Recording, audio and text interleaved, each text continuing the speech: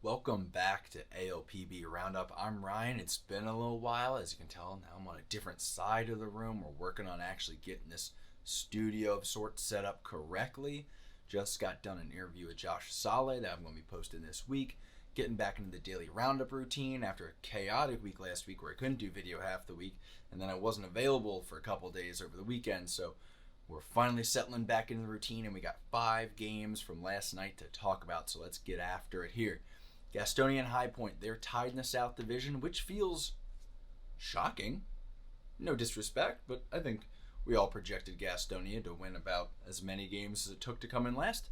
And here we are with the mighty High Point Rockers, who are struggling themselves, going into a doubleheader last night, tied with the Gastonia Honey Hunters. More shocking still is how hot Gastonia started game 1 of the doubleheader, followed up a 3-run first with a Jason Rogers 2-run single in the second. High Point tried to get themselves back in the ball game in the bottom half of the second as Stuart Levy scored on a Jared Mitchell single to make it 5-1. However, that run just got turned right back around when Emmanuel Tapia hit a home run, because of course he did. That was to start the third inning, and the Honey Hunters would not look back, going on to win this one 8-1. That offense really does have their moments, man. If they catch you, they're going to catch you.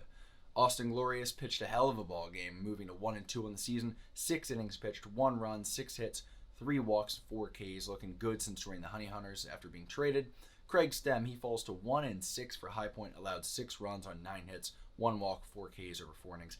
Again, keeping an eye on him because we have a theory that he is just a guy who's getting burned by the lack of the low strike there. So T's and P's for Craig Stem. Got a chance to chat with him on Instagram the other day. Nice guy. Mike Pappy, Jesus Sucre, Jason Rogers all have 3 hit days in a 7-inning game. So, I mean, they're making the most of their time on the ball field. Jason Rogers earns the ALPB Roundup game ball, 3 for 4 with 3 RBI.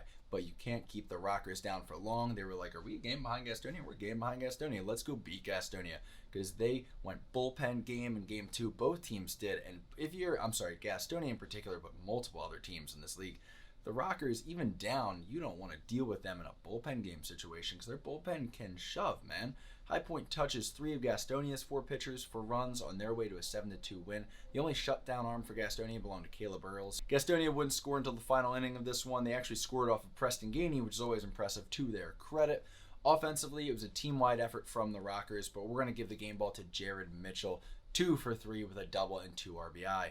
This series rolls on tomorrow night. We're expecting to see Jalen Piguero versus Cooper Casad on the mound as these teams try to make some sort of progress in the division. They're battling staying tied right now.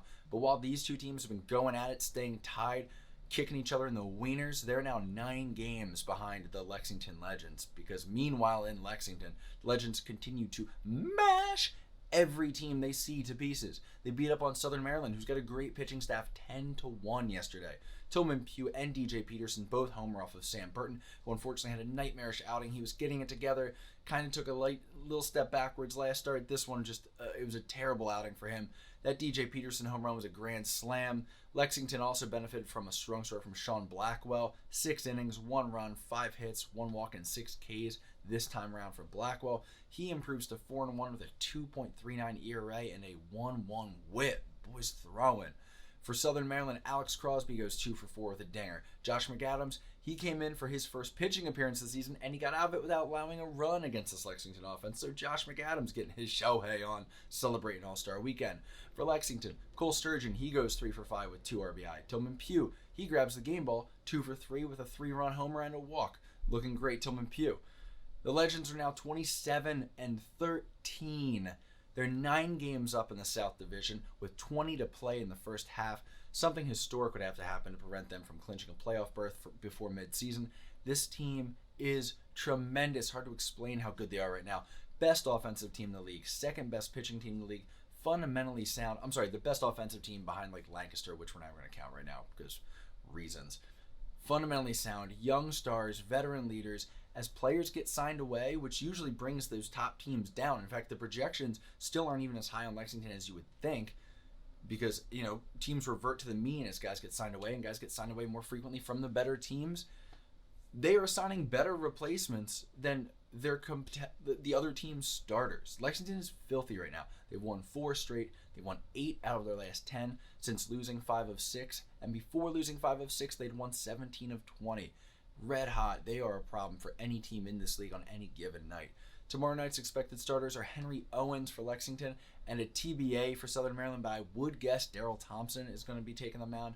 Big game for them, going against Lexington, trying to slow this thing down. You got to imagine, I mean, they're hoping to obviously take the next 2 games, but if they split these next 2 games so Lexington can get out of town at the worst, a game behind the Ducks. If the Ducks split their next 2, tied with the Ducks, that's a win for Southern Maryland at this point.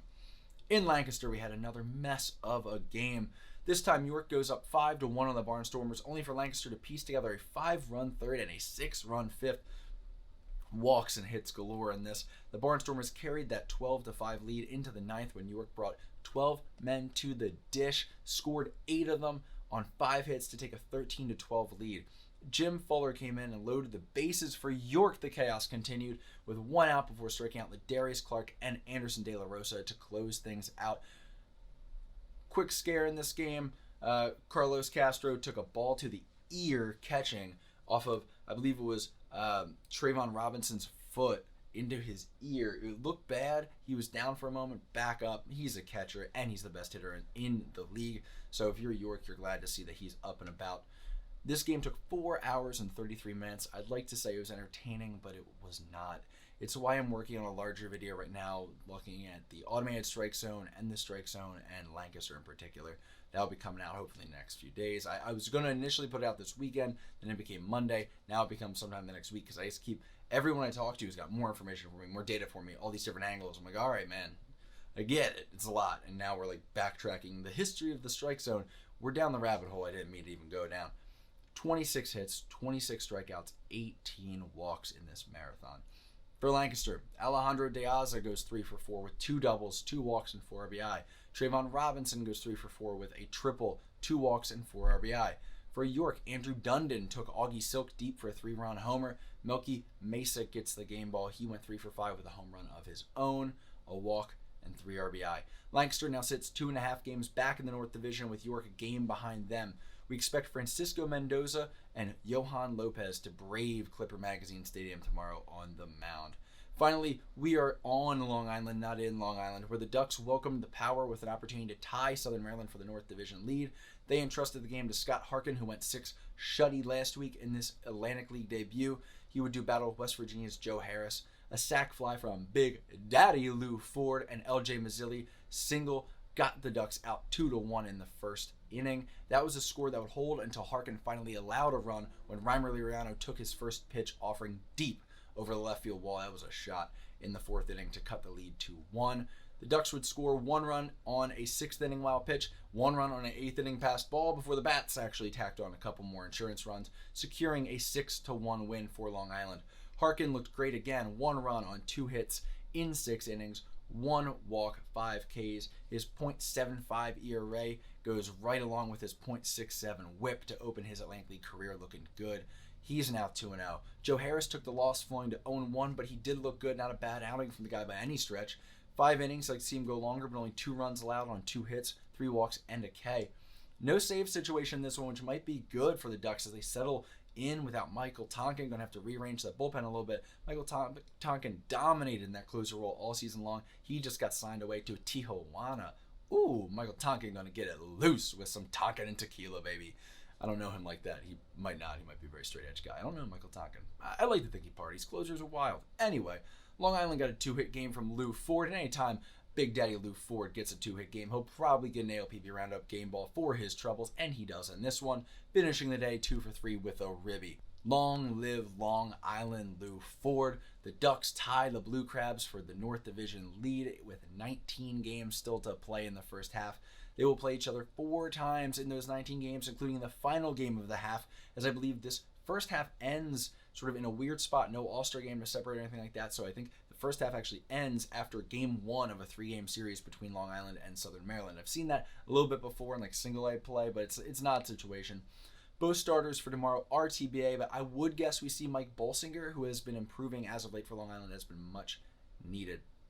That's all I've got for today. Bit of a longer video with 5 games going on, but it's nice to get back after it, get the daily roundup grind going on. We'll continue setting this thing up behind me for the next week or so. I will be away this weekend, but I'll be sure I got some content to take care of y'all with. And other than that, I'm going to get out of here. I'm Ryan from AOPB Roundup. Have a great day. Enjoy some baseball tonight.